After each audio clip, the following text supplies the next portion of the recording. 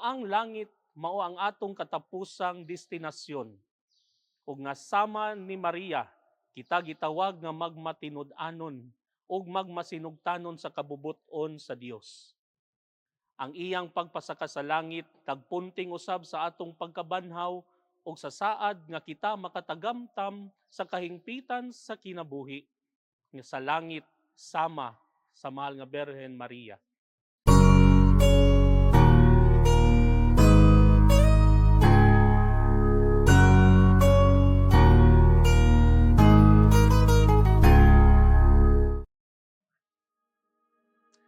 Mga igsoon, welcome sa atong palandong, ang atong inadlawng pagpamalandong sa pulong sa Dios. Ako si Father Jason Facunla, Parochial Vicar sa Our Lady of Mount Carmel, Lutupan, Toledo City. Karong adlaw, nagsaulog ang tibuok simbahang Katoliko sa solemnidad sa pagpasaka sa mahal nga Berhen Maria, lawas ug kalag. Kini nga solemnidad sa pagpasaka sa Berhen Maria nga atong gisaulog karon, nalambigit pag-ayo niining pagtuo nga si Maria sa katapusan sa iyang yutan-ong kinabuhi gibayaw sa lawas ug kalag ngadto sa langitnong himaya. Kini usa ka dogma nga giproklamar sa simbahan. Usa ka pag-ila sa talagsaong papel ni Maria sa kasaysayan sa kaluwasan o sa iyang kaputli nga naghimo kaniya nga usa ka haom nga sudlanan alang sa pagkatao ni Kristo. Sa ebanghelyo nga kinutlo gikan ni San Lucas, mao ang pagduaw ni Maria ngadto kang Elizabeth o Isabel. Nagpresentar kini sa nindot nga pagbayloay sa mga panalangin o kalipay tali ni Maria o ni Isabel. Si Isabel nga napuno sa Espiritu Santo, nakaila sa talagsaong tahas ni Maria o mipatugbaw, bulahan ka sa mga babae o bulahan ang bunga sa imong sabakan.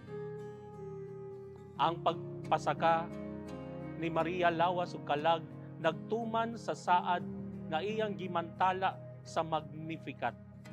Siya nagbayaw sa mga ubos. Ang Dios sa iyang kaayo wala mutugot nga ang lawas sa mahal nga Berhen nga nanganak sa manluluwas makaagi sa pagkadunot. Hinunua iyang gidala ngadto sa kahingpitan sa kinabuhi sa langit, diin siya naghari isip rayna. Alang kanato, pagpasaka ni Maria lawas ug kalag usa ka timaan sa paglaom. Kini nagpahinumdom kanato nga ang langit mao ang atong katapusang destinasyon. Ug nga sama ni Maria, kita gitawag nga magmatinud-anon ug magmasinugtanon sa kabubuton sa Dios. Ang iyang pagpasaka sa langit nagpunting usab sa atong pagkabanhaw ug sa saad nga kita makatagamtam sa kahingpitan sa kinabuhi nga sa langit sama sa mahal nga Berhen Maria. Sa atong pagpamalandong sa tahas ni Maria sa ebanghelyo o sa iyang pagpasaka sa langit lawas ug kalag, kita gidapit sa pagsundog sa iyang pagtuo, pagpaubos o kaandam sa pag-alagad. Gitawag kita sa pagsalig sa plano sa Dios alang sa atong kinabuhi. Nasayod nga iyang gibayaw ang mapaubsanon o gibusog ang gigutom sa maayong mga butang. Atong pangayoon ang pangamuyo ni Maria aron atong masunod ang iyang panig-ingnan ug usa ka adlaw makaambit sa himaya sa langit. Amen.